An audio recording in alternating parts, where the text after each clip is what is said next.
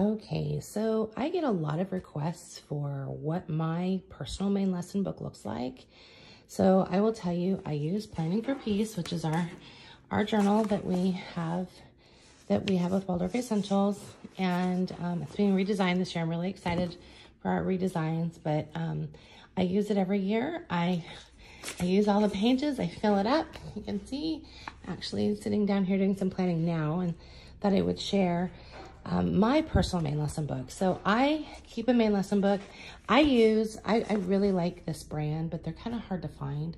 Fabriano. They're made in Italy.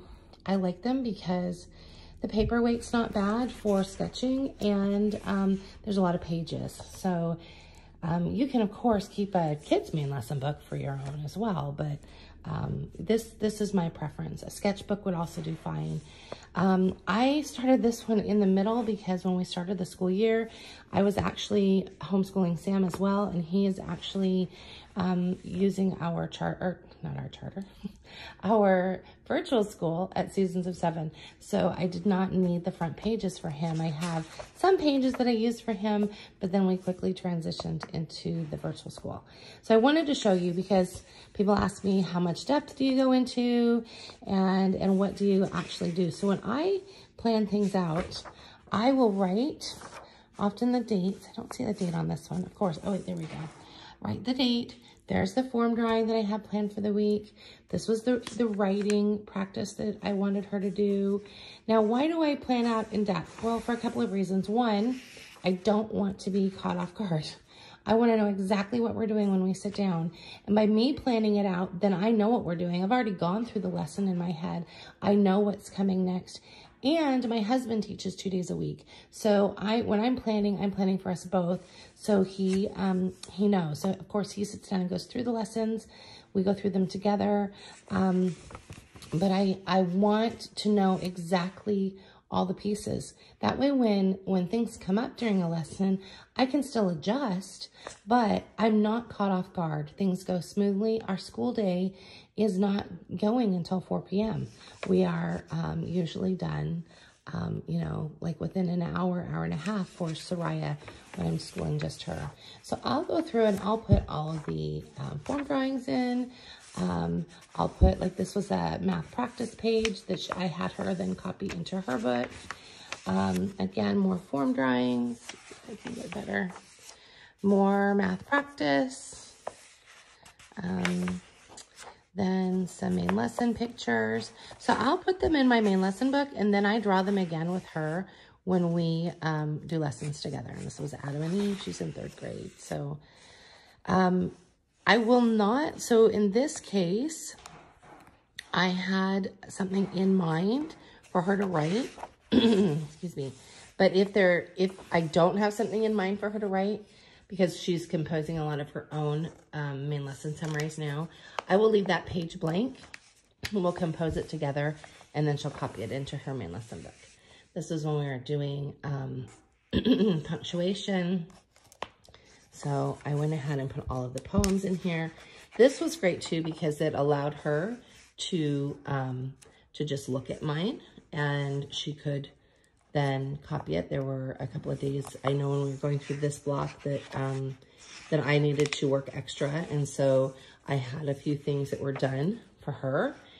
And then we started cursive practice. So we were doing a review of forms before cursive practice. And here's our arc. And this was a scripture, but I didn't, like, this page was blank until we did it together for school. So I had the border done and I had the page blank so that then we worked on it together.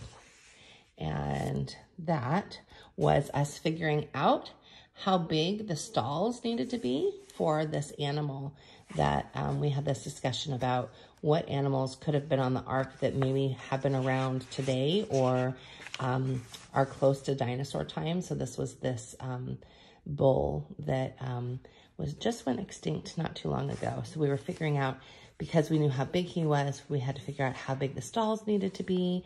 So that was some math practice. And that is a messy page. This was some more math practice that we talked about, grains and sizes. And then I put my form drawings in here that then we did again together. So more writing practice, liquid measure. This was for liquid measure. I wrote out for her. And this was for dry measure. And then she went ahead and copied them into her main lesson book.